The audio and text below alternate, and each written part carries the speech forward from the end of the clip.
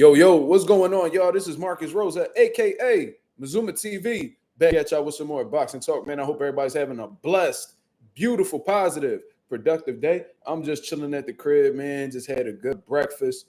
You feel what I mean? Just kicking it at the crib, enjoying my day off. I figured I'd tap in with y'all real quick to discuss the fight that had just transpired this morning between Brian Norman Jr. and Jen Sasaki. What my opinion was on that whole situation, and of course, what Brian Norman has said after the fight, pretty much insinuating that, Boots ducked the smoke. You see what I mean? Shout out to everybody that's in the building so far. If y'all can go ahead and hit the like button, that'd be very much appreciated. Now, I know that my main audience usually comes on later on, 10:30 p.m. Eastern Standard Time. You know what I mean? So I'm not tripping if anybody doesn't come in right now. I'm gonna just get my thoughts and opinions out the way. Then I'm a bid you niggas a goodbye. You feel what I mean? So Brian Norman versus Jen Sasaki. I told you guys, that this could be a tough fight for Brian Norman if he decided to trade with Jen Sasaki. You know what I mean? If he got a little bit reckless in there. I told you guys that Jen Sasaki does have a lot of holes in his game defensively. However, he got that tough samurai spirit. You feel what I'm saying? And tonight, man, Jen Sasaki absolutely laid an egg, in my opinion. He showed how one-dimensional he is and how there's really no tools to his game. And let's just keep it 1,000. This was a fight that was a given for Brian Norman. And I know I said yesterday when I was talking to Anonymous that, there is no such thing as a given in boxing, but goddamn, that was about as close to a given as can be, in my opinion, bro. Brian Norman showed that he was levels, not singular, no, plural, levels above Jen Sasaki, man. He looked like he was in there with a reckless amateur boxer who had like a 500 record. That's what it looked like for real. It looked like he sparred an amateur who was fucking 2-2 in the amateurs and shit. Like, just absolutely a terrible performance from Jen Sasaki, man. Brian Norman still composed. You know what I mean? He was just chopping away, hitting him with some big shots. Jen Sasaki could make zero adjustments defensively. He pretty much got hit with everything that was coming. In the third round, he had gotten rocked really bad from Brian Norman. Them right hooks was getting around the guard and was throwing off his equilibrium. Body language is absolutely terrible from Jen Sasaki. We all knew that it was a matter of time before he went. You feel what I mean? And to be honest with you, I know he got packed up real quick, but you know what I mean? I thought that he was going to go earlier than that, to be honest with you. I would love to know Brian Norman's power punch landed percentage, because this dude, Jen Sasaki, did not evade any shots whatsoever. It's like he was just okay with taking these shots on the chin. You know what I mean? And I seen a fight prior to that, to the Brian Norman one, bro. And it's like them Japanese dudes, bro, they crash dummies, because I don't know what it is. Not all of them, obviously, because they got some tremendous talents like Junto Nakatani and Naoya Inoue and shit like that. But goddamn, bro, it's like they do not teach defense over there whatsoever. You know what I mean? And Jen Sasaki, he comes in reckless. He shows how poor he is defensively. He comes in with a jab to the body against Brian Norman that pulls back in a straight line with his hands all the way down at his waist. And Brian Norman counters with a beautiful left hook. You know what I mean? The left hook lands flush on the chin. Jen Sasaki collapsed immediately. That thump, like that thud of his body hitting that canvas was brutal, man. The way his head bounced off the canvas was brutal, and he was completely out. This wasn't like he was, hurt, wobbled. No, this dude was completely out cold, eyes closed, got packed the fuck up immediately, man. So that was just it was brutal from start to finish, and the knockout is definitely a knockout of the year contender, to be honest with you, man. But really assessing both guys and what they brought to the table, man, Jen Sasaki was tailor-made for somebody like Brian Norman. I see exactly why they was optimistic in fighting Brian Norman for real, and why they prioritized it over a Jaron Ennis unification fight, because that was an easy dub. You know what I mean? And it just looked like, that was the easiest, the lowest risk possible for the biggest bag. You know what I mean? I don't know how much he got paid out in Japan, but one thing I do know, it was a lot less risky than the Jaron Ennis fight. And the reward had to have made sense. You feel what I mean? It was easy money regardless. Even if he got paid 6 figures, that was easy money. You feel what I mean? So I guess congratulations to Brian Norman Jr. He did what you're supposed to do with an opponent that don't belong in there with you. You know what I mean? Like I said, I like Brian Norman's composure in the ring. I like his catching and shooting ability. It definitely paid off in this fight right here. Um, it was a display of just bro. It ain't nothing to really break down, bro. He beat this nigga ass, like beat his ass like he stole something. That dude did not belong in the ring with him whatsoever. I don't know how the fuck just Sasaki got that high up in the rankings. That dude is literally food for any elite welterweight that's in the division right now. You know what I mean? And a lot of people, I seen people building up Jin Sasaki, and I'm watching his fights, and I'm like, bro, I really don't see what's the big deal about him. You know what I mean? The only way this dude is successful against Brian Norman is if he's able to take his punch. But Brian Norman obviously is fucking cracking. That dude is very strong. He got some really big punching power. And just Sasaki from the very beginning couldn't dish out. He couldn't take what Brian Norman was dishing out. Pause. So we got the result that we got. You know what I'm saying? It was a bad look, bro. It definitely was a bad look. You feel me? Like that was just a thorough ass whooping. But shout out to everybody that's in the comments so far. Big Soldier MX said Jen was a bum Japanese food. That's crazy. Marky Dan said Jen got put to bed. Bro, I ain't gonna lie, bro. I was concerned. When he went the way he went down, bro, I was concerned, like, oh shit, like this dude might not get up. You feel what I mean? And he was literally escorted out of the ring in the stretcher. So that lets you know how brutal that knockout was. And like I said, bro, Brian Norman is definitely in the running for knockout of the year. That was devastating. And, you know, not to be insensitive or anything like that, but it kind of looked like the knockout with Charles Conwell and Patrick Day. And unfortunately, you know how that, you know, we know what happened following that. Rest in peace to Patrick Day. But damn, bro, like that was brutal. That was brutal. He was motionless. Like as soon as he hit the canvas, he just wow. And what fucked me up, the ref kept counting. Why the fuck are you still counting, sir? Like what the fuck? What are we even doing? You could have counted the 100. He not getting up, bro. Like y'all should know that type of knockdowns, even if he tries to get up, you need to wave off immediately.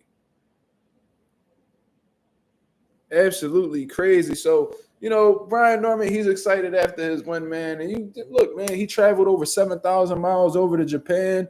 You know what I mean? He came over to his opponent's territory and did him dirty. So, you know what I mean? He excited, he in his bag. You know what I mean? That feeling after getting a knockout, I can understand it because you know, I've done it before. You know what I mean? Not on a professional level, but I've stopped people before. I know the feeling that comes with getting knockouts.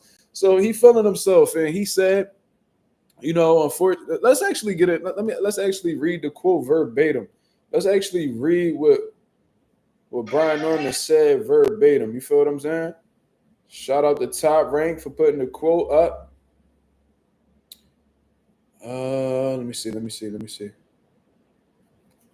future, I mean, I wish I had a certain fight coming up, but they heard beating on the storm coming, and you know I know what happened when the storm comes. You grab your boots and run. So we shall see what's next for me. Hopefully October or November we can get some in, but we shall see. About the future, I mean, I wish I had a certain fight coming up, but they heard beating on the storm coming, and you know I know what happened when the storm comes. You grab your boots and run. So Brian Norman said he wished he had a certain fight coming up. So of course he's alluding to Jaron boots Ennis, and then he said he must have heard that storm coming, so he grabbed his boots and ran. So of course that was a indirect shot, I guess you would say, towards Jaron Ennis. Now, before I get into this whole situation, man, I don't know if you guys recall Brian Norman Sr.'s reaction to Jaron Ennis win against Stanionis, but he said, "Oh, you know, Jaron Ennis ain't call us out. Jaron Ennis ain't call us out. He wouldn't say our name. He wouldn't say our name, right?" So I'm like, bro, do he necessarily have to call you out? Bro, this man has sent you offers. He has shown optimism in fighting you. Y'all guys are the reason why that fight did not manifest. And that's just the reality of the situation. So he said props for knowing what stopping dudes feels like. Hey, man. It's a great feeling, man. It's like, you know what I mean? If y'all ever played basketball, it's like hitting the game winner. If y'all ever played baseball, it's like hitting a home run. There's nothing like the ultimate way to win. That's the knockout. You feel what I mean? Shout out to Watch Party Store in the building. But anyways, Brian Norman Sr. was just so vocal about Jaron Ennis not mentioning Brian Norman Jr.'s name after his fight against Stanionis. Now, I'm assuming based off of that Brian Norman is gonna directly call out Jaron Ennis. But when he does the interview, he does a whole lot of alluding. Motherfuckers gotta read between the lines. Niggas gotta, you know what I mean, catch shit in order for him to know. We gotta sit there and listen to, you know, line for line, to see that he's calling out Jaron Ennis. It wasn't like, no, I want Jaron Ennis next. Bring your ass back down to 147. Let's get this shit popping. We got unfinished business. He ain't say nothing like that. He was like, oh, you know, there was a certain fight that I was looking forward to next, but, you know, they heard that storm coming, so they just grabbed their boots and ran. Oh, shit, he said boots, so he has to be talking about, like, bro, y'all the ones who be doing the subliminal game. You feel what I mean? So that was my first reaction. Second, Brian, like, I don't be understanding these dudes, man. Like, congratulations to Brian Norman Jr. on his victory. He looks sensational. But at the end of the day, you supposed to look sensational against dude. Let's just keep it real. Like, top rankings is the process of building you and molding you as a champion. So they giving you fights to build your confidence up and get you some title defenses so you can know what it's like to defend your title. They letting you fight overseas so you could you could know how it feels to, you know, be in enemy territory. Like, they giving you the right fights at the right time. You feel what I'm saying? Now, I just don't like how these dudes just try to ignore the past and what happened. You feel what I mean? Like, I really don't understand that. I really don't understand that at all. Like, y'all sitting here, y'all trying to act like what happened in the past didn't happen, and now y'all trying to spin this narrative like Boots left the division because he didn't want to fight you. Bro, do we have to really take a stroll down memory lane? Hit the like button, y'all. We only got 5 likes. Let's hit the like button, man. 20 people, 5 likes. There should be 20 likes with 20 people in the building. You feel me? Let's get it popping. Let's get the algorithm on the up so that people know that Mazuma TV is live. Do we have to take a stroll down memory lane? Because you can't sit here and act like Boots wasn't optimistic about fighting you. He had actually reached out to you not that long ago. Before you fought Sasaki, before you fought Derek Cuevas, he was trying to get a unification fight happening with you. You know what I mean? Y'all threw several counter offers. You know what I mean? As y'all should in business, y'all trying to get the biggest bag possible, but then you also had to be realistic. You can't, and I've heard Floyd Mayweather say this shit about, you know, fighters in the past. You know what I mean? I think he was referring to Carlos Baldomir because Carlos Baldomir had priced himself out against Floyd at one point in time. And Floyd was like, you can't, I forgot the number, but let's say he said, oh, you can't make 100,000 in your last fight. And let's say you want 10 million for your next fight. That's not even realistic. So what he's trying to say is you got to be realistic when doing business. Try to get as much money as you can, but you also have to, you know, be realistic about it, because anything unrealistic it appears as if you're pricing yourself out. You know what I mean? Or you're not really interested in the fight. And that's exactly what happened with Brian Norman and Jaron Ennis negotiations initially, right? So he pulled up on you for that one situation. Y'all motherfuckers acting like y'all wasn't with it. Y'all had a problem with the money. Y'all had a problem with the location. Then at the same time, you said that the money was good enough to do it was good enough to accept at a neutral location. And they was talking about how they didn't want to fight in Philly, all types of shit. Little dude, and that just goes to show that they really don't know the business, because if they was looking for the money that they was looking for, Philadelphia would have gave them the money that they're looking for, because that's where Jaron Ennis sells. Anywhere else, they wouldn't have made as much money. But regardless, that was that one situation. He goes and he fights Derek Cuevas on Michaela Mayer's undercard. He stops Derek Cuevas, whatever the case is. Then he fights a couple weeks before Jaron Ennis. That was a couple of weeks before the Jaron Ennis fight. So Jaron Ennis becomes unified, you know what I mean, against Stanionis. You know what I mean? He's looking to do another unification fight. And in that interview he did with YSM Sports Media, Jaron Ennis said that he was trying to get all these unification fights done in a row because he was underperforming. You know what I mean? He was feeling the effects of, you know, getting down to 147 pounds. And he was trying to make the most out of, you know, the remaining time in his division before he moved up to 154. So he reaches out to y'all again. He reaches out to y'all again while y'all in the lead up to the Jin Sasaki fight, and he's trying to get y'all to give him some reassurance in terms of the fight being next for the both of them. Yo, I understand you got a fight going with Jin Sasaki. We trying to get a unification fight going. You know what I mean? Is there any way that we can come to some sort of agreement that this fight could happen next? I'm not negotiating with nobody while I'm in the middle of preparing for a fight. Bro, all they want is something in paper. And people have done this before. Canelo and Triple G have done this. And there's some fights that fell through. But for example, I remember Jamal Charlo and Caleb Plant had an agreement set in place that if they both won, they will face each other next. Caleb Plant fucked up his end of the bargain, but you get what I'm saying. This has happened on several occasions, and this isn't necessarily bad business. What they're trying to do is, secure a date so they can know what's going to be going on in their future. You know what I mean? What they're going to be preparing for, what they got ahead of them. You feel what I'm saying? Put something on their calendar.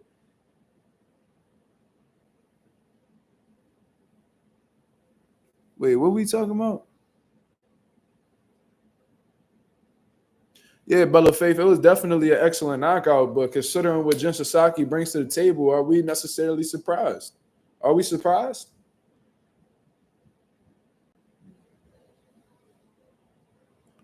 You know what I'm saying? Yeah, Terrence Smith, that's a great point. Senior was over here acting like he was with the Devin Haney fight next and all this shit. And I clearly remember Brian Norman Sr. said that, we want the fight next, but we're not going to be waiting for nobody. Like, what does that even mean, bro? So that means that y'all interested in the fight, but y'all not willing to, stall out on negotiations with other people in order to make the unification fight happen. That lets me know in my head that y'all priority is not facing Jaron Ennis. You feel what I mean? Because I never heard Earl Spence say that. Once he got them 3 belts over on the PBC side against you, Dennis Ugas, once he got it with Sean Porter and Kell Brook, I never heard Earl say, I want the Terrence Crawford fight, but I'm not going to sit here, but we're not waiting. We're not going to be sitting waiting around. Like, what the fuck is we even talking about, bro? He said wasn't willing to wait 2 weeks. That's what I'm saying. Y'all, they ducks, but they don't want to come across as ducks. You know what I mean? They trying to spin this narrative like, Eddie Hearn doing bad business. You know what I mean? Norman did his job, man, called him out, put him down. Both sides can talk in 2 weeks and see where it goes. It sounds good, though, bro, but that could have easily been done after Boots beat Stanionis and fucking Norman beat Derek Cuevas. It could have easily went that way. But they went to solidify that Jin Sasaki fight right away, you know what I mean, to avoid negotiations with Boots. And now they used the Jin Sasaki fight when they knew they was going to step on Jin Sasaki. They using the Jin Sasaki fight as a reason to not, really talk to Jaron Ennis at this point in time. Y'all can't say that Jaron Ennis didn't try. He tried when Brian Norman had no fight date. He tried to make it a fight next when this nigga had a tune-up in Japan. Let's just keep it real. Both times he was rejected. So how many times this motherfucker got to sit around and stall his career out in order to get an opportunity from Brian Norman? Get the fuck out of here, bro. And he been sitting at the weight class for about a decade now. The boy, like he about to be 28 years old, cuz. Not about to sit here and be holding the weight this whole time, and then he do another fight at 47 and he underperformed. And let's say it's a situation where Boots fights somebody and he looks like shit. His leg's not underneath him. He looked terrible. He probably take a loss. You know what the dickhead is gonna be saying in the comments? Oh, Boots, man, you should have just moved up to 54, man. Oh, you should have moved up to 54. See, you asked out either way. If Boots go up to 54, they're gonna be like, oh, he avoided Brian Norman at 147. He didn't want that smoke. When clearly Boots wanted the smoke. Ain't no way you coming to the table offering this nigga career high paydays and you don't want the smoke. How that shit even makes sense? You feel what I'm saying? How could you say that somebody is avoiding you when they came to the table and offered you the most money in your career and you turned it down? You complained about the location.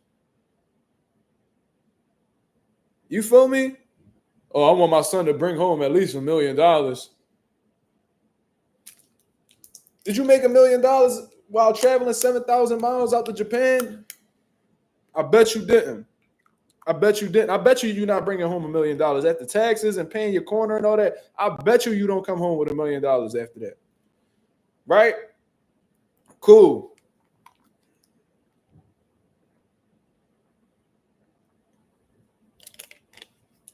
But you're not willing to go up north on the East Coast to face Jaron Ennis in Philadelphia.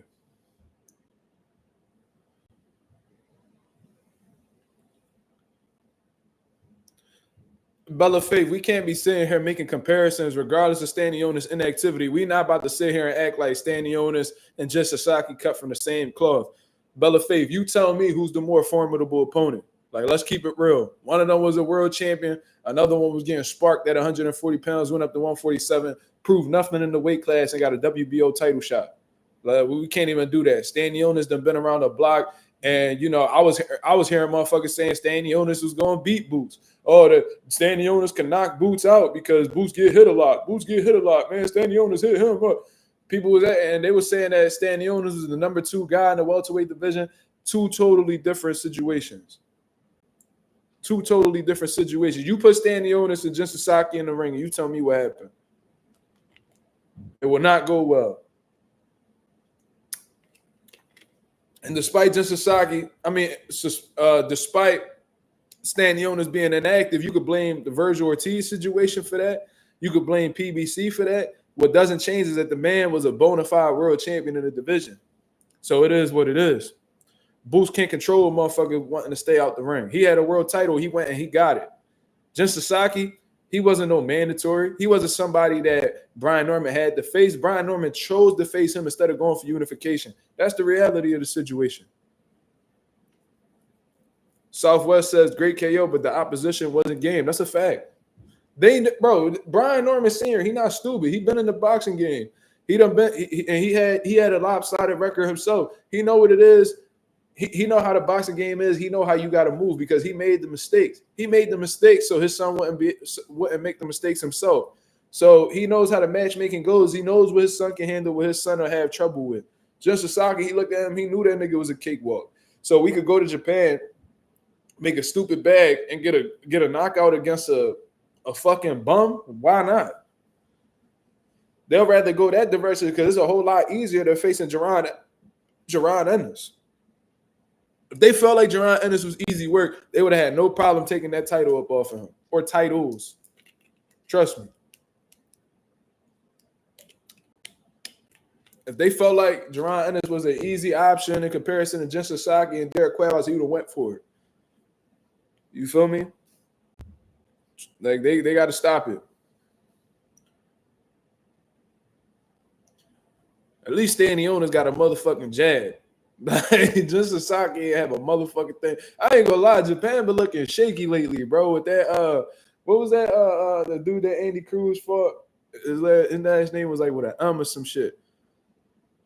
I forgot his name. Mashiro or some shit like that. He looked absolutely terrible. Like, y'all motherfuckers need like a defensive specialist, man. Yo, call me, man. Somebody from Japan called me. You know what I mean? Because all my guys got good defense. You go check my fighters. All my fighters got sound defense, and they got multiple ways that they defend shots. You know what I mean? They got multiple defensive tactics. I could get y'all right. Bring Jin Sasaki over to Philadelphia, man. Bring Jin Sasaki to Philadelphia. He'll lead this bitch with a good jab and sound defense. Fucking with me. Pause. I'm telling you. Brian Norman didn't have to do nothing crazy. Now, I did see Brian Norman getting hit with some left hooks. Now, Jin Sasaki was at least trying to do that. He was trying to catch and shoot with his left hook. Whenever Brian Norman threw a right hand, he'll catch a shot and bring the left hook over the top. And he was hitting Brian Norman. Brian Norman was getting touched, but it just wasn't anything that really affected Brian Norman. Brian Norman's punches was affecting Jin. Jin's power wasn't affecting Norman. So Norman stepped on him. That's what you're supposed to do. If you get hit by a motherfucker, I know this personally. I've gotten hit by motherfuckers and I'm like, oh yeah, they ain't it. I've been hit by motherfuckers and I'm like, oh, all right, I gotta stay on my toes. And there's other niggas that touch you like, oh yeah, this gonna be a long night for Bull. He ain't got shit for me. If anybody that box, you know what the fuck it is. Brian Norman felt Jim Power was like, he ain't got shit going on. He said, now I'm about to really turn it up. And bro, he couldn't miss. The jab couldn't miss. The right hand couldn't miss. The hook definitely couldn't miss. That's what that was what ended the whole shit. But the right hooks, he was shooting the right hook right over the guard. Boom, hitting Sasaki in the back on the side of the head. Boom, boom, boom. This man would not roll underneath a right hook to save his life. He couldn't step off to his right to avoid that right hook. He couldn't roll underneath. He couldn't smother Brian Norman. This man absolutely did no defensive adjustments whatsoever. And if you're getting hit by somebody with heavy hands like Brian Norman,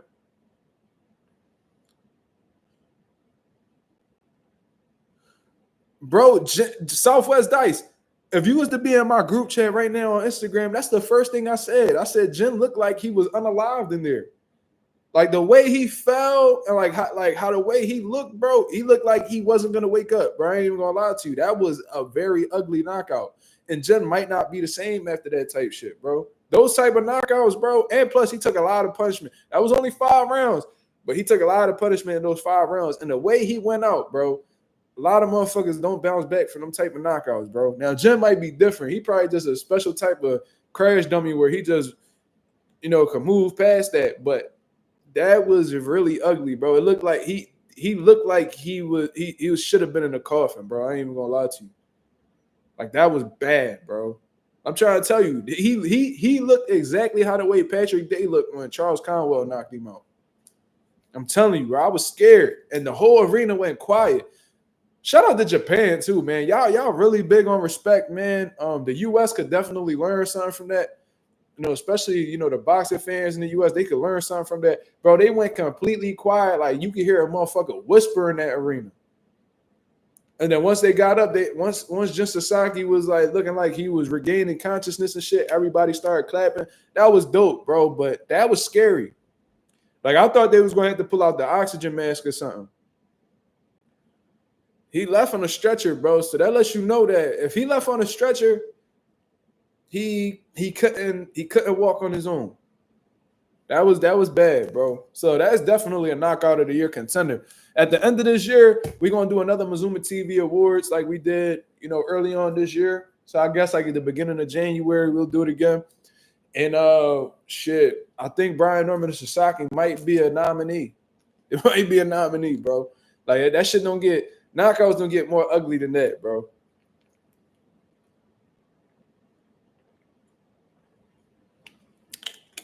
I was like, damn, Norman, you might not make it home off that type knockout. I mean, they might throw your ass in a slammer for that. Real shit. But yeah, man, it's just good performance from Brian Norman. I just don't be liking when these dudes be trying to, rewrite history and act like shit that happened in the past didn't happen. Like, there's no way you could justify turning down that fight with Jaron Ennis. You can use any angle you want. You could say it was because this and that, and you could throw the blame on Eddie Hearn and all that bullshit, man. It sounds good, but we all know you didn't want the fight at that moment. And you could just listen to what Brian Norman Sr. says. He's always bringing up his son's age. Oh, he only 24. Oh, he only 24. Oh, he only 24. That's Brian Norman Sr. letting you know that his kid is young and he doesn't want to throw him to the fire this early, in my opinion. Like, I don't believe it at all. He know that his son got a lot. He got a little bit more polishing up to do. He know that there's more that his son has to learn. He knows that there's more that his son needs to experience before getting in there. You know what I mean? With guys like Jaron Ennis. And he wasn't ready to, put his son in the fire this soon. He ain't got that reassurance yet. He need to see a little bit more from his son. If he would have just said that, I'd have totally understood it. You know what I'm saying? But I mean, motherfuckers put their pride before, their honesty. They might have attacked Norman in the U.S. Bro, that shit was crazy. I don't think the U.S. would have attacked Norman, but they probably would have been laughing at Jin Sasaki and shit like that, like trying to clown the nigga. They would have clowned Jin for sure. You know what I mean? Because, the U.S. fans, we cutthroat over here. But in Japan, they was real respectful, bro. Like, I swear, it was so quiet in there. You know what I mean? It was so quiet in there, bro. You could hear a pen drop out that motherfucker. You could literally hear this shit in the arena. You dead ass could have heard that. Like it was crazy.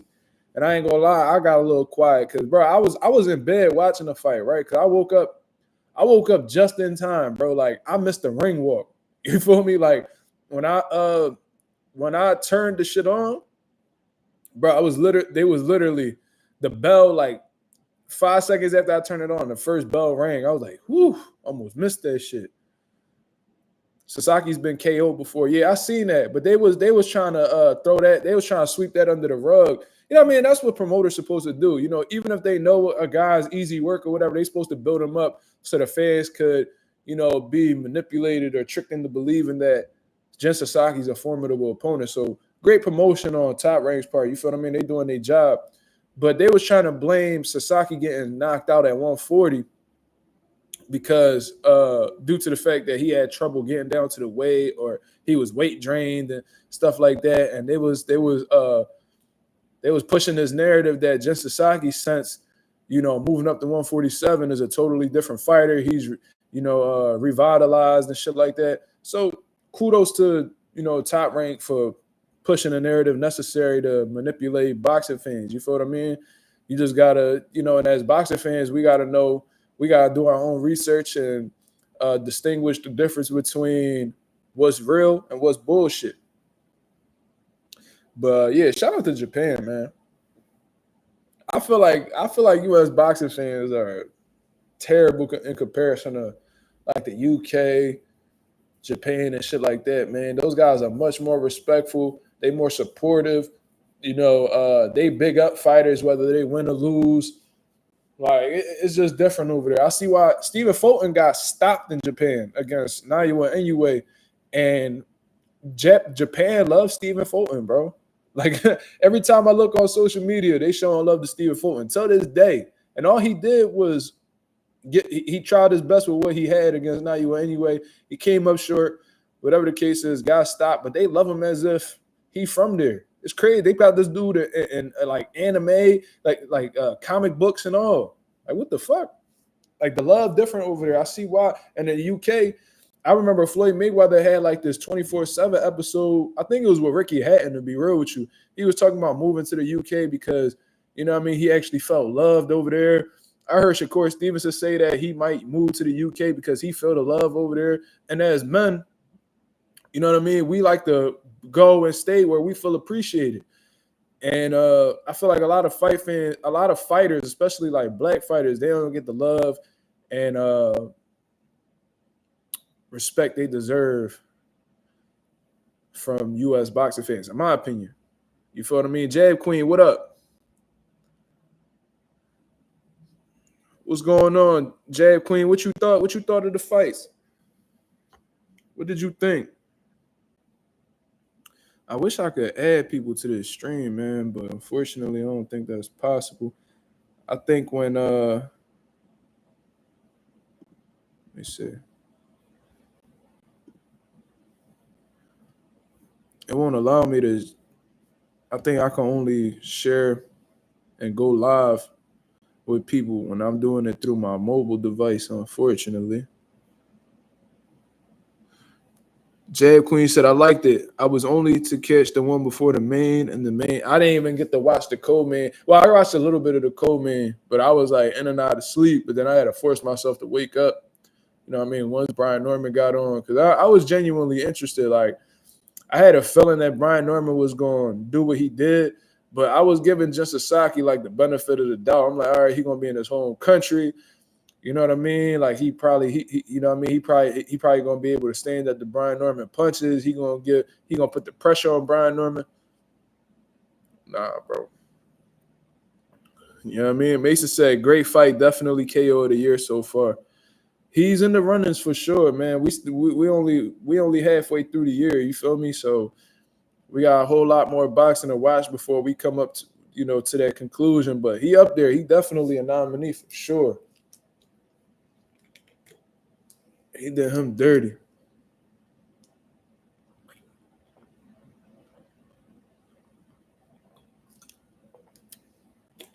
Yeah, definitely in the running.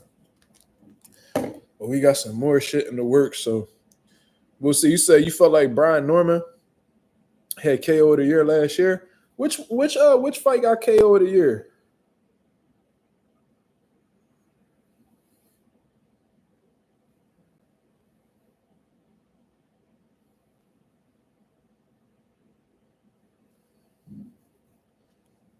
Let's take a look.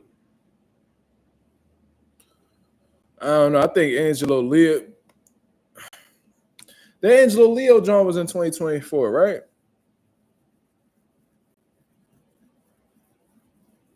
We gotta talk about the Gervonta Davis when Tank stopped Frank Martin. I don't know.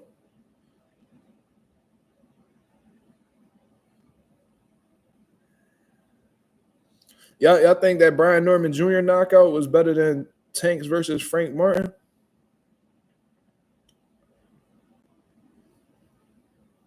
I don't know. Tank body Frank Martin, bro. That was so ugly, bro. Yeah, fucking Angelo Leo fucking put that boy in a body bag. That was bad, bro.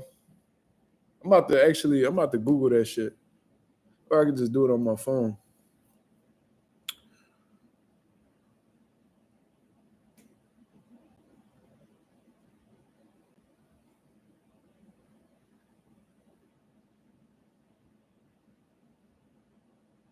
So yeah, they saying oh shit, Daniel Dubois versus Anthony Joshua. That was ugly too. But I won't put it as number one. I mean, Daniel Dubois, I think what makes that knockout so crazy is what Daniel Dubois, started with and what he ended with. Quitting against Joe Joyce, pretty much quitting against Usyk, in my opinion. Then he did a whole 180, bro. So him getting to the point where he knocking out a two-time unified heavyweight champion of the world, that's impressive, bro. I ain't gonna lie, bro. But like in terms of like actual like knockouts though, Leo might got that shit, bro. Yeah, I was saying that Jay Queen he left on a stretcher. Bella Faith, you said Santillon was bloodied and battered. That's a fact. Like he took a lot of punishment. So it was like it was nasty. It was destruction, but I'm talking about like the finish, like how that shit ended. Nah, I think Leo got that shit. Either him or Tank. I'm gonna give it to Leo though. I'm gonna give it to Leo.